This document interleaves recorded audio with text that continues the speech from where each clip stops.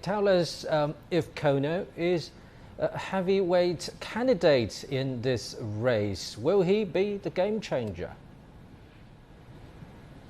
Absolutely. He is a very strong contender in the race, expected to announce his candidacy with further details later today. He's known as a reformist, but he has the backing among the public of some older members of voters, also the younger members of society, because he is also the administrative reform minister.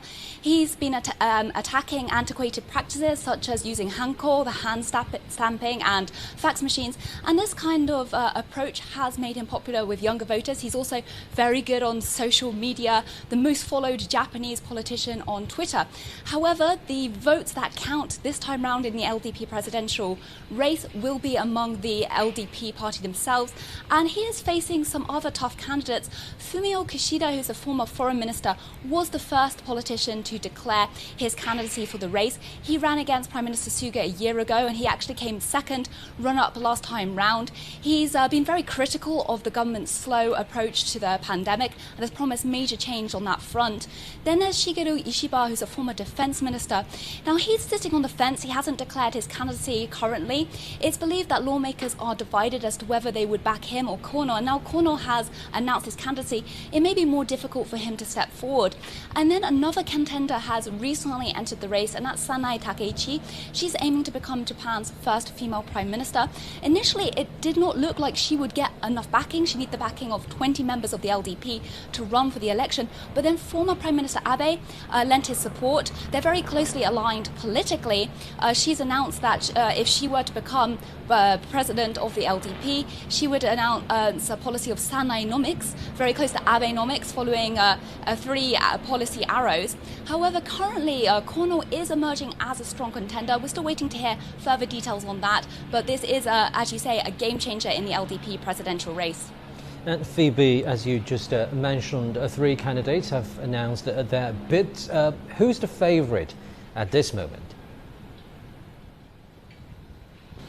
It's difficult to say. It would certainly be a fight between Fumio Kishida and Taro Kono currently.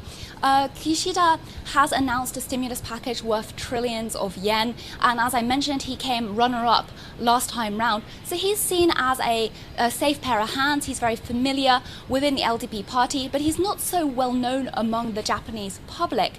When it comes to Taro Kono, opinion might be divided. Some see him as a reformist, as a maverick, whereas others would describe him as a loose cannon. His outspoken tendencies could be considered a liability.